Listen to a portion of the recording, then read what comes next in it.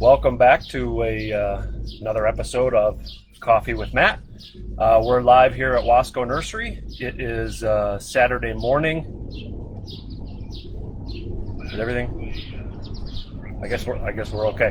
The screen was giving me a little wonky thing. So anyway, we're back for another episode of Coffee with Matt. We're live at Wasco Nursery. It's a gorgeous Saturday morning. This is my kind of weather. Sunny, I think mid 80s today. Humidity's just a little bit lower today than it was the last couple of days, so it should be a fantastic weekend for getting to work out in the garden a little bit. Today's session is a little bit different. Today's is kind of more of I'll call it a little bit more of a class than an informal talk. When prior to COVID and everything else, we would have educational classes all throughout the year on a variety of topics, and this is the hydrangea class, or a kind of a version of it that has been very popular in the past. And so rather than present it to 50 or 60 or 70 people here at the Garden Center, I thought that I would try to do it live here on Facebook, and that way it can be recorded as well as be available for maybe thousands of people to view. So we're glad that you joined us this morning. I'm going to be going through different varieties of hydrangeas, how to care for them, and where to best site them, as well as a few other tips.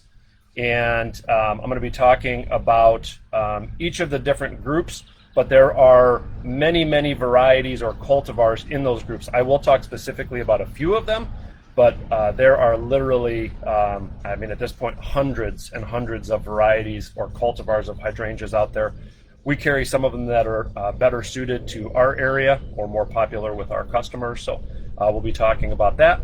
And this may be just a tad bit longer than some of our other coffee chats, so I'm going to try not to rush things. And as always, Megan is here with me, so if you have any questions, if you want to send those in the comment section, she will answer those for you. Without any further ado, we'll get started here. So I'm going to kind of start with, if you will, a bit of an outline. There are a handful of different types of hydrangeas that we grow or that can grow in this area. There's Paniculata, also known as late blooming hydrangea. There are arborescens or smooth hydrangeas. Those may be more familiar to you, things like Annabelle or Incredible. Those are smooth hydrangeas. There are mountain hydrangeas, which are fairly new, if you will. They're not really new, but they were recently recategorized. For quite some time, they were thought to be Macrophylla hydrangea, which is another group that we're going to talk about. So we got hydrangea macrophylla, which is big leaf hydrangea. We have the mountain hydrangea, which was thought to be a subspecies of Macrophylla or big leaf, but was found to be its own species, Hydrangea serrata. And then we have the oak leaf hydrangea, which is Hydrangea quercifolia. And lastly, we have the climbing hydrangea, Hydrangea anomala. So those are going to be kind of the five overarching categories that we're going to talk about. And then within each of those, I've got some specific varieties that I'm going to talk about. We also will talk about the care and siting of each of those classes and where they're best used and all that good stuff. So I'm going to go ahead and we're going to start with the one that most people have the most questions about. And because the hydrangeas are a little bit bigger, I have a few carts on either side of me with hydrangeas on them. So you're going to see me periodically going off screen just to grab a plant. So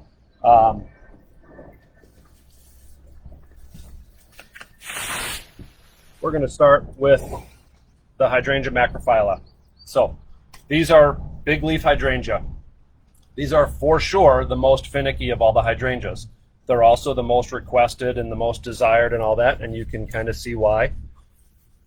Big, beautiful flowers. They come in a variety of different colors. This particular one right here is one that is exclusive to Monrovia Nursery. So they bred and developed this. It's called Blue Enchantress. You can obviously see the flower color. What you may or may not be able to see is that the stems here are a nice dark blackish purple color, which is actually one of my favorite things about the plant. So even when it's not in bloom, you have a great color contrast between the stem and the leaf. This particular type of Macrophylla hydrangea is what would be classified as a mop head hydrangea. So you can see it's got this big, beautiful flower. If this was established in the ground, you may see flowers that are 6 or 8 inches across, so they can get very large. So mop head hydrangeas are basically, the whole flower here is constructed, if you will, of what are called showy flowers. So that's what these big, kind of petaled flowers, those would be considered showy flowers. The reason I mentioned that, there's another group of Macrophylla hydrangeas called lace cap hydrangeas. And so a lace cap hydrangea is going to have fertile flowers, which are the ones with pollen on them, in the middle, and is going to have showy flowers around the outside. So showy flowers, fertile flowers, kind of more flat rather than big and rounded.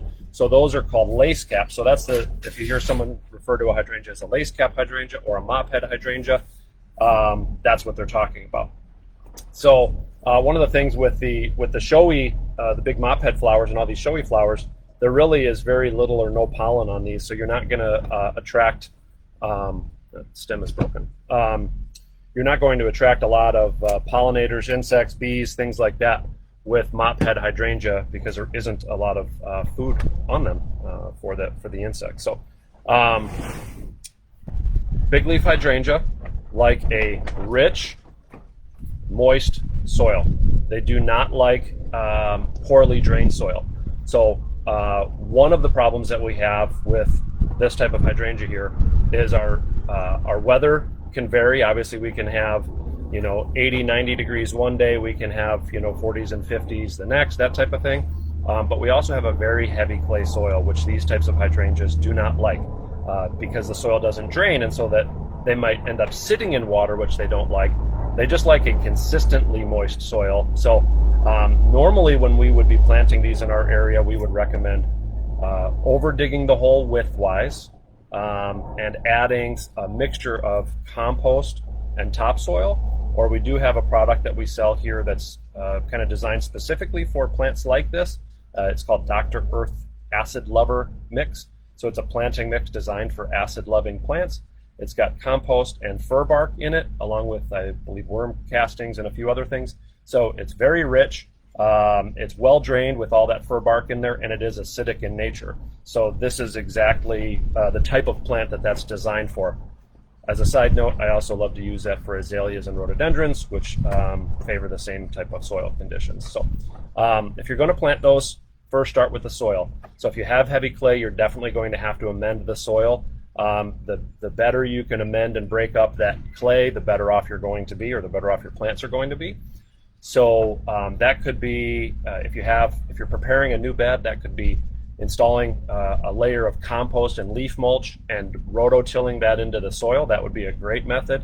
If you're just doing individual holes, like I said earlier, just over dig the hole and backfill with either the acid lovers mix or that mixture of soil and compost, things like that. So big leaf hydrangea can be planted in full sun to part shade. If they are in full sun, they absolutely will need consistent moisture.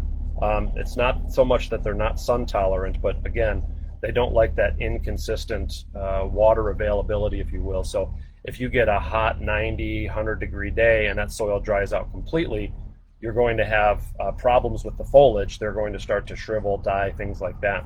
I will tell you that big leaf hydrangeas like this, as well as some of the other varieties, they will wilt when it's hot. They don't necessarily need water. So one thing that I've done with mine at home, and I actually have this variety at home, that's as far as I know the only Macrophylla that I have at home, is Blue Enchantress. And so what I do with mine is I'll come home from work oftentimes, and it's 6 o'clock at night, the sun is beating on them, because that's what they get in my location, is they're getting morning shade and late afternoon sun. And so that sun is on them and they're hot, and so their leaves will wilt. Just like you or I, if we overexert ourselves, or if we're hot, we would start sweating. It doesn't necessarily mean that we're dehydrated, though. It's just the way that our body is dealing with with this heat. And the same is true of the hydrangea. So oftentimes they will wilt in the heat of the day, and then when it cools down or the sun goes down, they'll perk back up. So that's usually your sign whether or not they want water.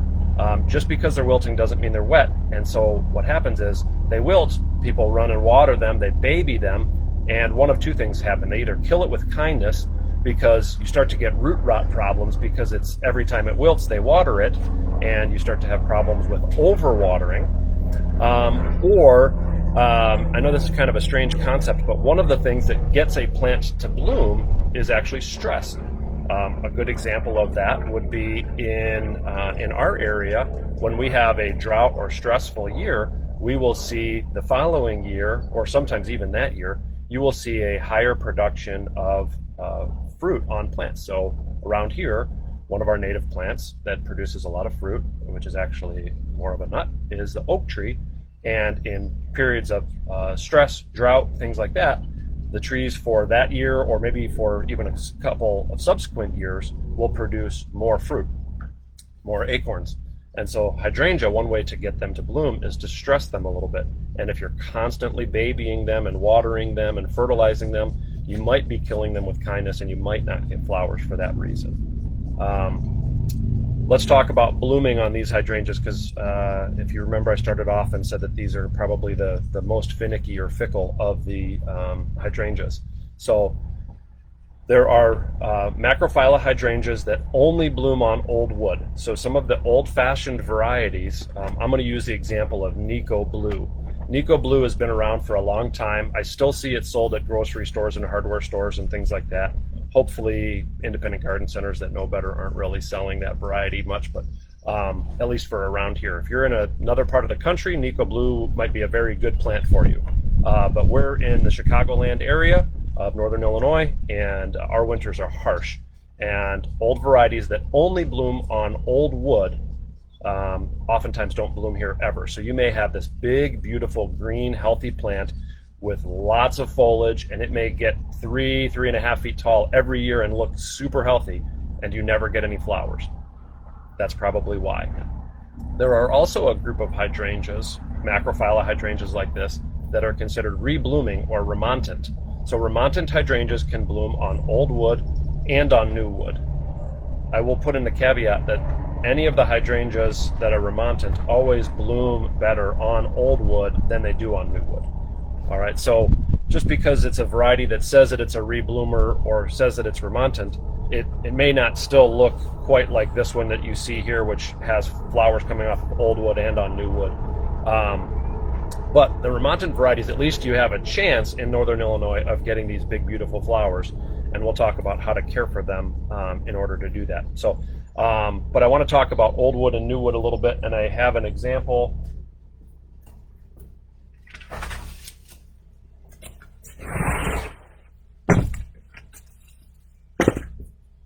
So this is a hydrangea here called Bloomstruck. So Bloomstruck is part of the Endless Summer series. This is a few generations into the Endless Summer series. Endless Summer were bred and developed up in Minnesota. They've been tested across the country.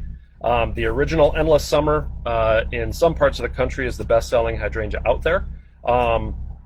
In our area, unfortunately, the original Endless Summer just does not perform very well. Some of the What's that? Endless Bummer. Oh, yeah, we call it the Endless Bummer here. We try not to recommend Endless Summer. But some of the newer generations in the Endless Summer line are actually much better hydrangeas, and Bloomstruck is one of those. So Bloomstruck is actually a pretty reliable rebloomer here in Northern Illinois. There's also one called Twist and Shout, which is a lace cap variety of that's in the Endless Summer line. And there's a new one called Summer Crush, which I'm going to show you here in a couple moments, but I'm pretty fond of that one too.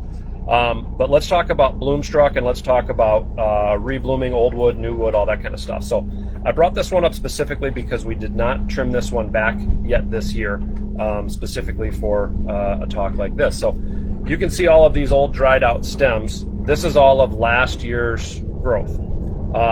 Most of what you can see there is completely dead.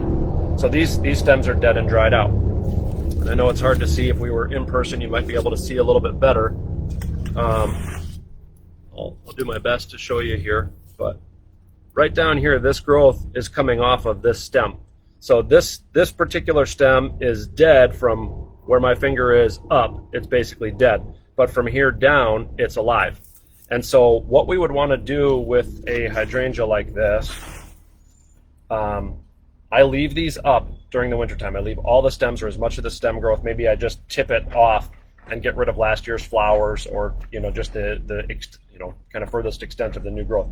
I'll trim it back just a little bit late in the season. The other thing that I will do with these is I will put a piece of chicken wire or burlap around the outside of the plant. So I'll make like a little cage for it, more or less. And then for mulching purposes, for insulating purposes over the winter, I'll just fill that with ground up leaves or just leaves in general. You can use mulch, but that might be a little more, might hold a little more moisture during the winter time and maybe a little more spongy, but it will work if that's all you have. So just something to insulate the stems a little bit better will help these plants throughout the winter time. So that's what we would do for the Macrophylla hydrangea and maybe the mountain hydrangea, but specifically these Macrophylla varieties.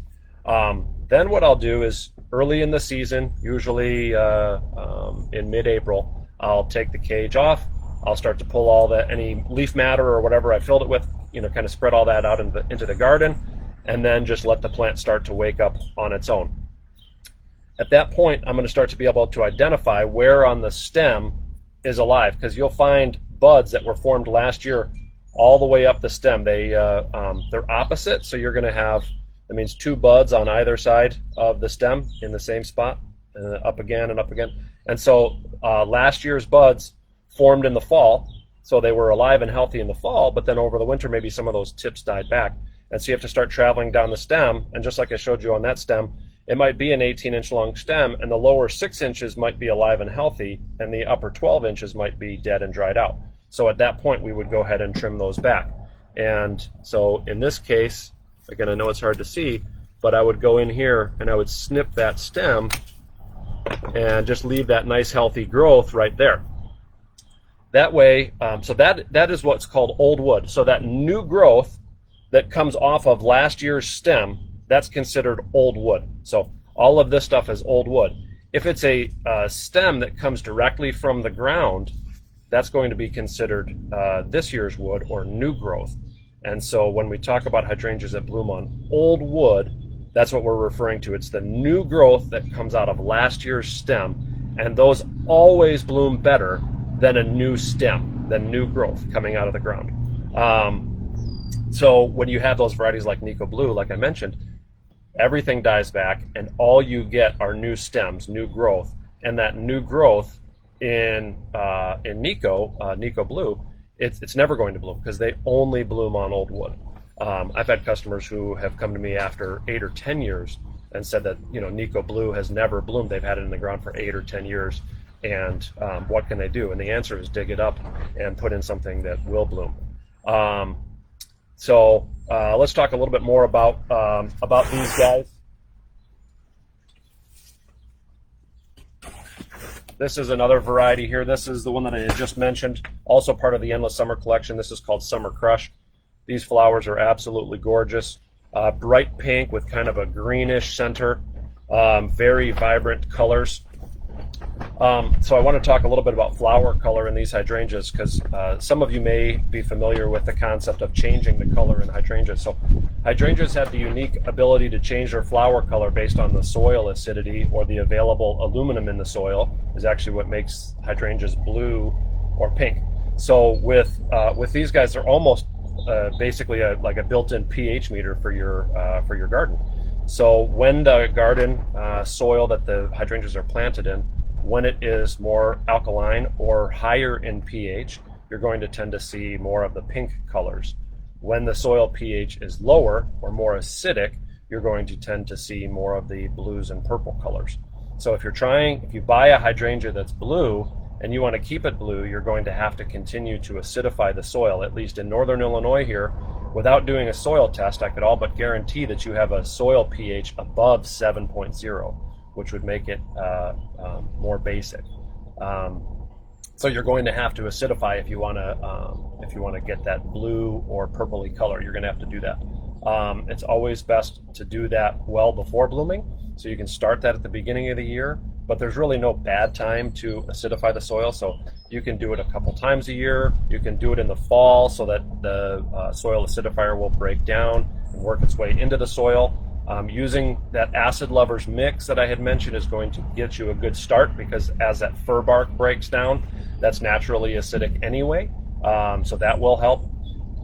You can use coffee grinds. That's not going to work very quickly, but it is a good way to add basically some natural material that is acidic.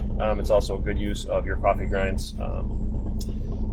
If you're going to do it sort of artificially, we have products like this, which is a soil acidifier. This has aluminum. It also has some iron in it. One thing that I always like to mention when I'm talking about nutrients and soil pH and things like that is, so in hydrangeas, like I said, in order to get that blue color, it's actually the aluminum that's in the soil that will get the flower to be blue. You may have a lot of aluminum in your soil, you may not, I don't know, but you might have a lot of aluminum in the soil, but aluminum is not available to a plant when the soil pH is too high. And so we have to lower the pH in order to get aluminum to become available. Certain elements will get chemically bound with one another in the soil or just in general, and won't be there's a chemical bond, and they're just not available. So like this iron or this aluminum, it's not available in the soil. So we see this a lot in our area on river birch and pin oak and red maples and a bunch of other things with a disease or nutrient deficiency called iron chlorosis. And what happens is that iron gets bound up in the soil and it's not available for the plant, even though we have a ton of iron in our soil here in northern Illinois. If you have well water, you've probably seen how the water will turn things a rusty color because there's so much iron in it. But in the ground, it gets chemically bound to other things. And so when you lower the pH, you'll break that ionic bond, and now the iron is available for the plant to take up. Or in the case of hydrangeas, we want it to take up aluminum because we want them to be blue. If you love pink, you don't have to do anything. Just plant them and follow my instructions about how to care for them, and you should have really good success. So this is Summer Crush. So that's Macrophylla hydrangea or big leaf hydrangea. I also want to leave a little caveat at the end of that to tell you that if you do everything right, you still might not have good flowers on Hydrangea macrophylla. They are, like I mentioned, they are fickle. If we have late frosts, which we had this year, that can absolutely affect how well they bloom, or if they bloom this year. Even the ones that are remontants, reblooming hydrangeas. That late frost that we had in late April there, or actually it was early May, I think. We had a couple of very cold nights. That absolutely can affect the flowering on these. So even if we had a mild winter, even if you protected them well, even if they looked like they were growing nicely from last year's wood, that late freeze very possibly could have damaged the flower buds on the plant. The plant isn't going to die. You're still going to have big, beautiful growth, but you just might not have flowers this year. The amount of moisture in the soil can affect how well they bloom. So all that to say, even if you do everything right, in northern Illinois, you may not have good luck with Hydrangea macrophylla. So that's okay, because we have another group of hydrangeas that we'll talk about in just a little bit called smooth hydrangeas, which are very reliable here. But before I get to those, I'm going to talk about the mountain hydrangea or Hydrangea serrata. So I'm going to just pick off a leaf here. So Hydrangea serrata gets the name from that serrated leaf edge. It's kind of hard to see on camera, but maybe that's a little bit better. Almost looks like a steak knife on the edge there. So serrata or serrated edge. This is a hydrangea that was found in the mountain slopes in Japan. I believe there's also some in China. And it was thought to be a Hydrangea macrophylla. It is not. It's its own species. And you'll also, if you do a little reading about these, sometimes you might see it referred to as tea of heaven. That's because the leaves on this particular plant make a sweet tea. I don't know how to make it. That's just what I've read. So maybe give that a shot. These are very hardy and more reliable than the macrophylla hydrangeas, which over in Japan tend to be found in lower elevations. These mountain hydrangeas were found at higher elevations. Of course, higher elevations means colder winters. And so they've adapted over thousands of years to the cold weather that the higher elevations are prone to. So these tend to do pretty well here. We have a handful of different varieties of mountain hydrangea. So the series that we carry are called Tough Stuff. As the name suggests, they are very hardy. They are reblooming, so they are remontant. And we have Tough Stuff, Tiny Tough Stuff, which is what this one here is. So Tiny Tough Stuff stays only about 2 feet high.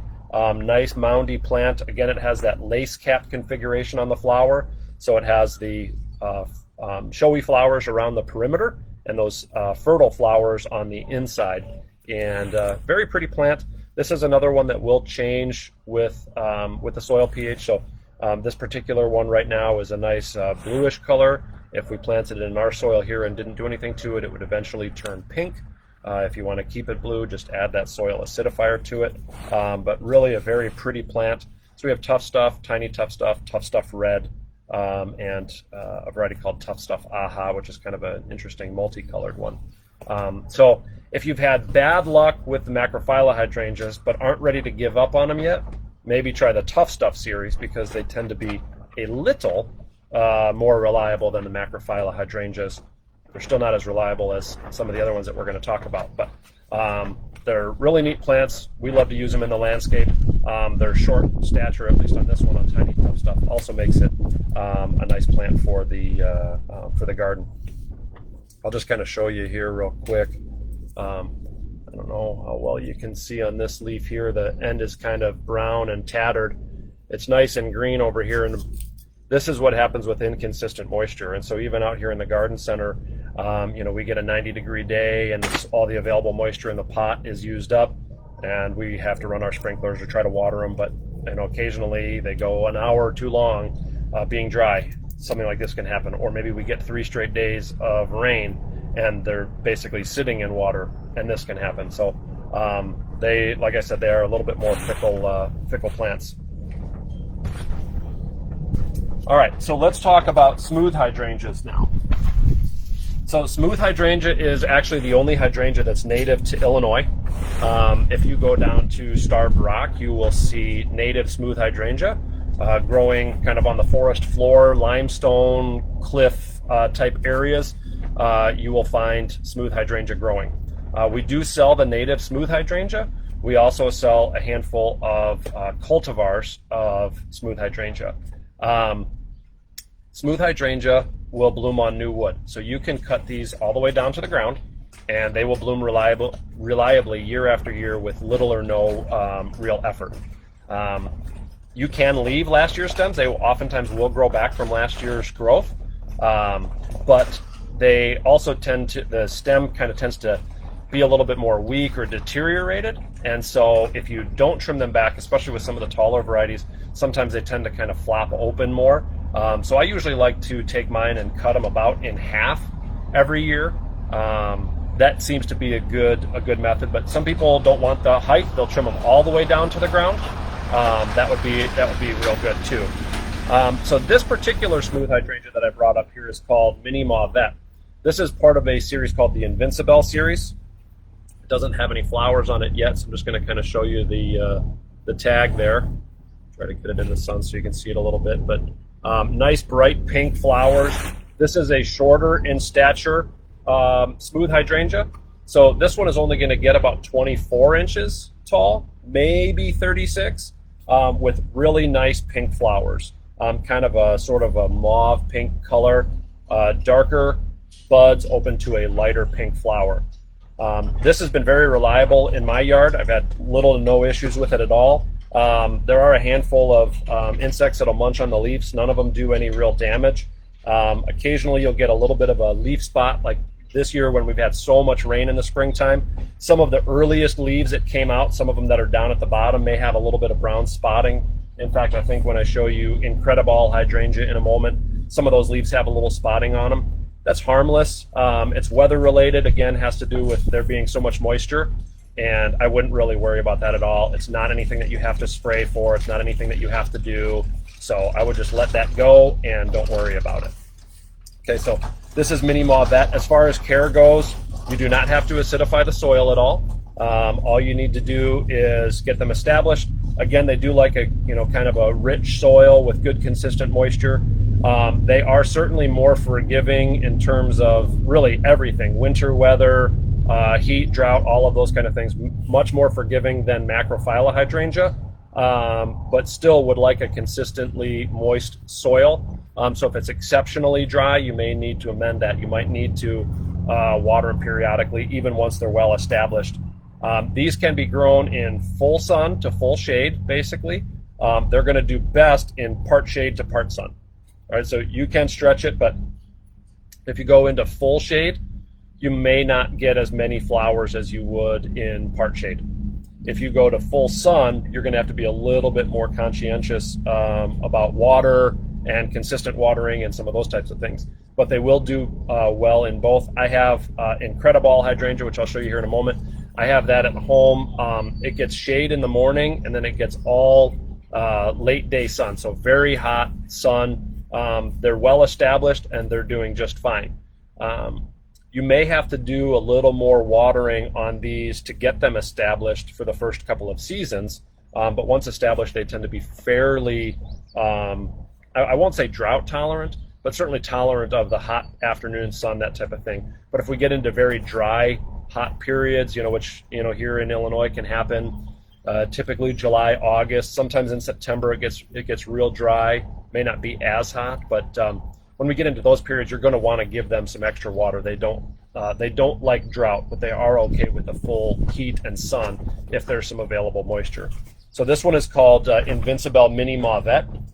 Also part of that Invincible series is a variety called Wee White and Incredible Blush. This is Incredible Blush. So Incredible Blush has some of that leaf spot. So again, if I pick off some of these leaves down at the bottom, you may or may not be able to see that well. There's a little spotting on there, and the leaves are kind of torn and tattered. That's two things. It's weather. So when these leaves were first coming off of the plant early in the season, which here was probably like late April, these were starting to leaf out. So these leaves were immature, they were very tender. And so wind and handling and all of that has caused some of that tattering that you see on the edge of the leaf. That's not insect damage, that's just tatter. Just like a flag waving in the wind would get tatter, that can happen to foliage as well.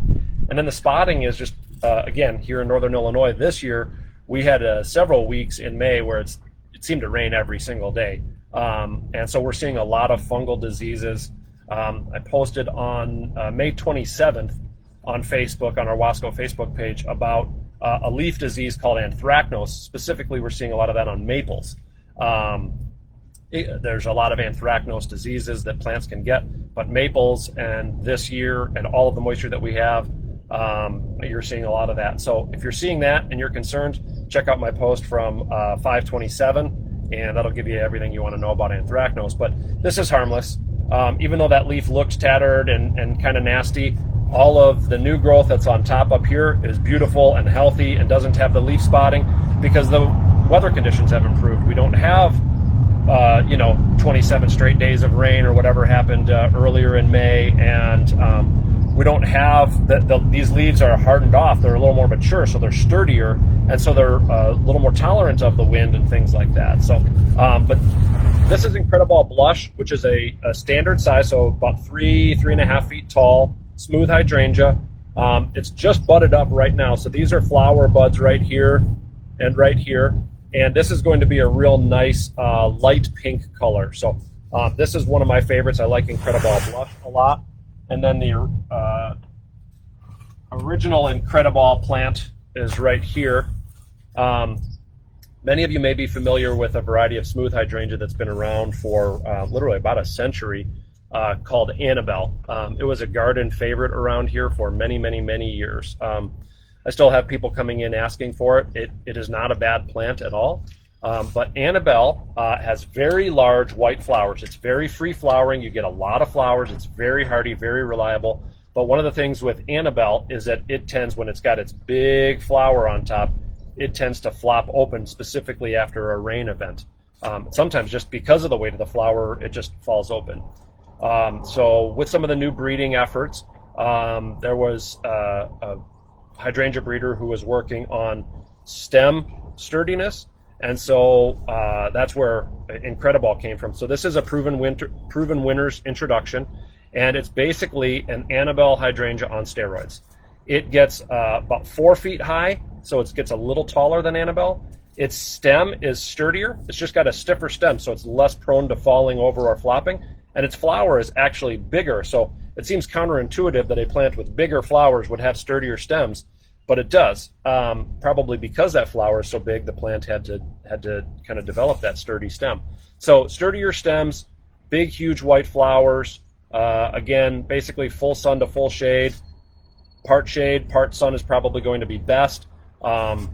If I'm citing any of these hydrangeas, any of the Macrophylla that I talked about, mountain hydrangeas and these smooth hydrangeas, if you could pick an ideal location for them, it would be bright morning sunlight and afternoon shade. If you could get 6 or 8 hours of morning sunlight and then shade from the hot afternoon sun, all of these would do quite well. If they're going to be in that south and west facing sun, you're probably going to have to do a little more watering and kind of keep after them a little bit. Again, make sure they're getting adequate moisture and that it's consistent moisture, and maybe improve the soil. This particular hydrangea, any of the smooth hydrangeas, because they natively grow in Illinois, and again, like I mentioned, kind of limestone cliffs and that type of stuff like down at Starved Rock, they are much more tolerant of our alkaline soils here, because that's what they're used to. So these really don't need anything special as far as soil acidifier or any of that kind of stuff. I definitely would still plant it with some compost, but you don't need the acid lovers mix or anything like that. So get rid of some of that heavy clay. Mix the clay or your native soil with, we have a product called One Step Soil Conditioner. We have a product called Blended Compost. Either of those would be great fertile soil amendments to add some natural and organic material, as well as to help break up some of that clay. So this is a smooth hydrangea called Incredible. I believe number-wise, it's absolutely our best-selling hydrangea. It's easiest to grow. It's very hardy and reliable. And because it can grow basically in full sun and full shade, it's got a wide variety of uses. So that's a great one there.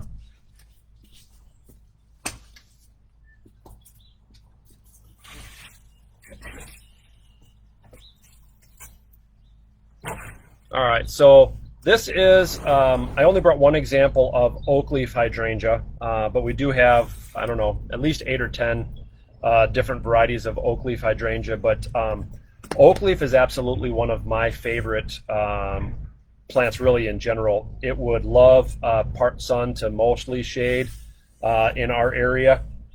It gets its name from these big kind of oak-shaped, let's pick one of those off. You can kind of see, I mean, really, it looks exactly like a red oak leaf almost.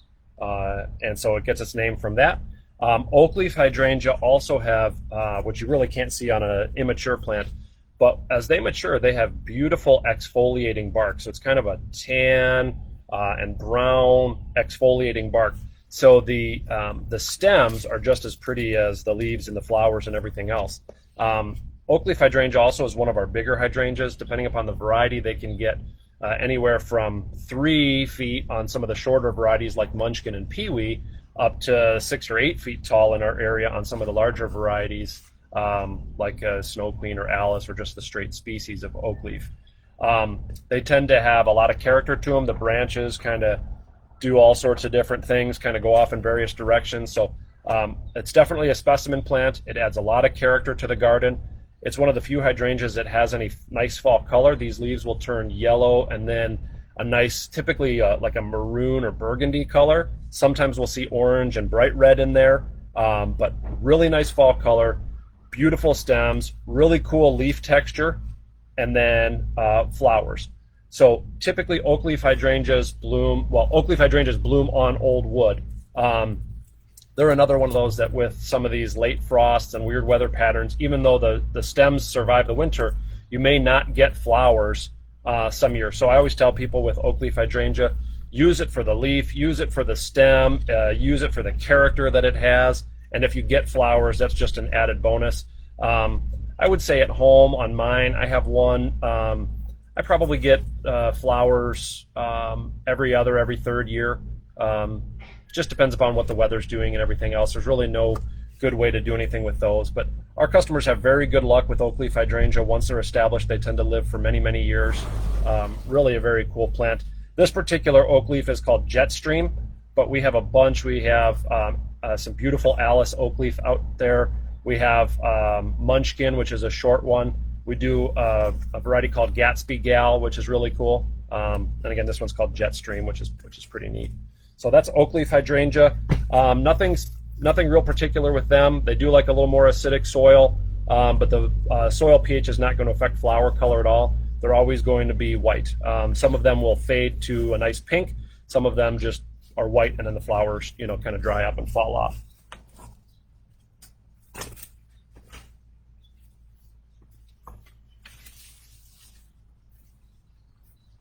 All right, I have one climbing hydrangea here. This is Hydrangea anomala, subspecies petiolaris. This is a climbing hydrangea, so it will grow on a brick wall. It'll grow on a trellis or a fence. It'll also grow on an old tree trunk too, which is kind of neat. That's actually one of my favorite uses. If you've got a big old tree in the yard, you can plant this right at the base of the tree. It'll kind of grow up the trunk. It's got a little holdfast. It'll kind of stick to the bark, and it'll grow up, and then you'll get these cool branches that sort of cantilever out away from the trunk or stem of the tree. So really a neat plant. It also has that exfoliating bark that the oak leaf had. So really a very neat plant. It does get a large white flower. The reason that we have the subspecies petiolaris, the reason that we sell and grow that one, is it tends to bloom a lot better than just the straight Hydrangea anomala, the straight climbing hydrangea. So it has a longer, I like Latin name, so the name petiolaris or subspecies petiolaris comes from this very long petiole that it has. The petiole is the leaf stem down here, and so that's where it gets its name. So it's got these very long petioles that come way out. So this particular one can also be used as a shady ground cover. Not a very common use for it, but it actually is a really neat look and effect. So if you have a large area that you're trying to cover, you could put this in the ground, pull the trellis or whatever it's growing on off, and just let it creep and go. It can take up, they're fairly slow to establish. Once they get established, they can grow fairly fast. But a nice mature climbing hydrangea planted as a ground cover can take up 100 or 200 square feet. So it can actually grow a lot. Really good, especially if you have like a hillside, a shady hillside, or if you have like a rock wall, like a terrace or something, you can let it grow down the wall, things like that. So that's kind of a really neat use for it. Uncommon use, but works really well.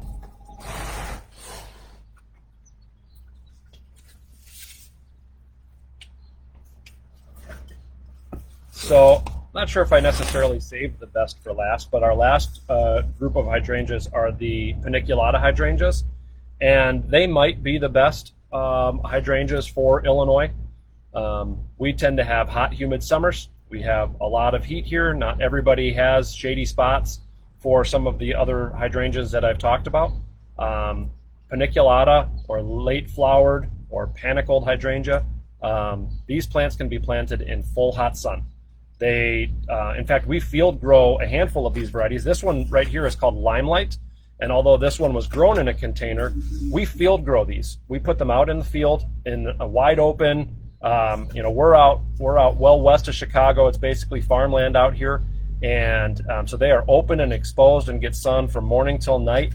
And we do not have a drip irrigation system in our field. Our fields are watered only when it rains. If we have new young plants that we've just planted, those are going to get more, personal attention and might get some water. But once established in the field, our plants are only getting the rainwater that comes. So if you've had bad luck with hydrangeas, this is where you should turn. The Paniculata hydrangeas. This one again is called Limelight. It gets a kind of a green flower that opens to kind of a whitish green color, and then will fade to a bit of pink. Not a lot of pink, but just a little. It is a really very fantastic, reliable plant. Limelight can get 6, maybe even 8 feet high. I'll use it as a privacy plant. I use it as a hedge. I'll use it as just a specimen at the corner of someone's house, off the corner of a patio or deck, something like that. It looks great all by itself. It looks great in mass. So a lot of uses. Interestingly enough, this is also a plant that can be trained into a tree. So we also grow some of our panicled hydrangea in a tree form. So in a tree form, I did not bring those because they're much larger. They're going to have a single trunk that comes up and then kind of a flower or a leafy top. So big rounded top with a nice straight stem. The hydrangea tree form are going to get, I would say 8, maybe 12 feet tall on the high side and 6 to 8 feet wide, with those big white or pink flowers, depending upon which variety it is. So this is Limelight. It's probably our best selling of the Paniculata hydrangeas. We also have this one right here, which is called Little Lime. So a lot of breeding efforts have gone into the Paniculata hydrangea, especially in the last 10 years. We've got a lot of new varieties of these over the last 10 years. This is Little Lime, so it's basically a sport of Limelight, which we just looked at. And this will get about half the size. So this is going to be maybe 3 to 4 or so feet tall. So a lot shorter. The distance between leaf buds is shorter. So everything about this is kind of more compact and tight. The flower is smaller on Little Lime than it is on Limelight. So this is great for maybe if you have a high exposed foundation, it might be a good foundation plant. It would make a good low hedge. Probably not so much a privacy plant because it's only going to get 3 or 4 feet high, but we love to use this in groupings or masses. But a very pretty plant. These, again, being Paniculata hydrangeas, all of them, including these shorter ones, are very, very easy to grow. Some of the other varieties that we have Quickfire, which I'm going to show you here in a moment. We also have Little Quickfire. So this is Quickfire. The reason I wanted to show you this is you can see this one already has flower buds. And if you can see, they're kind of all over the plant right now. So Quickfire, the reason they call it Quickfire is that it blooms earlier. So it's one of the earlier blooming Paniculata hydrangeas. And the name Quickfire refers to the fact that this will go from white to kind of a reddish pink very quickly. So some of the hydrangeas will start off white and then late in the season will turn pink. This one will start off white and turn a really nice kind of mauve reddish pink very quickly. So that's a nice one. We also have some of the newer varieties like Vanilla Strawberry and Strawberry Sundae, which will come out white and then turn a very nice pink. So they'll be kind of bicolor, white and pink. Those are also very easy to grow. Any of the Paniculata hydrangeas, again, can take full sun to part shade. They're not going to like full shade for sure. I have some Paniculata hydrangeas at home that get a little bit of morning sun, and then they're shaded in the midday from a couple of large trees, but then they get all the afternoon sun, maybe 1 o'clock or 2 o'clock on. They're getting hot, direct sunlight. They're kind of on their own, out away from the house. The one that I have at home is called Vanilla Strawberry. Those are doing exceptionally well. I have a Little Lime planted out at the end of my driveway. There's a little planting bed out there. That's another one where, maybe it gets a couple hours of morning shade, but is basically in sun from late morning until very late in the evening. And they're doing just fine out there. So very easy to grow. Paniculata hydrangeas, their flower color will not change based on soil acidity, so you don't have to do anything special with those. As far as fertilizing goes on hydrangeas in general, just kind of a little bit of a sort of kind of closing and recap and everything. You don't want to baby the plants too much. If you over fertilize, especially if your fertilizer is high in nitrogen, if you're looking at a fertilizer, a bag or a bucket of fertilizer, the first number, if it says like 10, 10, 10, the first number is nitrogen. And if it's a high nitrogen product, you're probably going to cause or create a lot of stem growth, which does not do anything for roots and is not going to do anything for flowering. And so oftentimes when we over fertilize with nitrogen, you won't see good flowering in hydrangeas. So lay off that. If you're looking for a good hydrangea fertilizer, I would recommend Hollytone.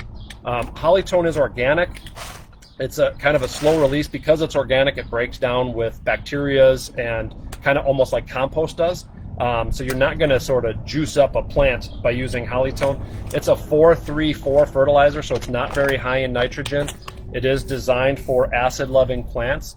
Holly is one of those. That's where it originally started. This is a product that was developed back in 1929. It's Espoma's best-selling fertilizer. Very popular on the East Coast for hydrangea or for holly and rhododendron and azaleas, which we don't have a lot of here. It is great for them if you do have those here. But around here, we love it for our evergreen and acid-loving plants. This can be applied in the early spring, like March, April. It can be applied again in September and October. That's a great way to feed your plants. And again, you're not going to juice it up because it's not a lot of nitrogen in there at all. So that's what I have to say about hydrangeas.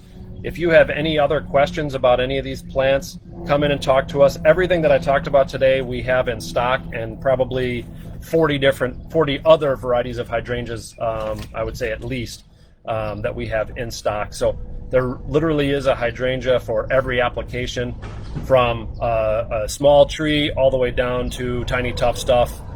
You can find something in between there. So I hope you've enjoyed this. We will have more of these talks. But again, if you have any other questions, come see us. Comment on Facebook, share this with your friends, and thanks for watching. Have a wonderful weekend.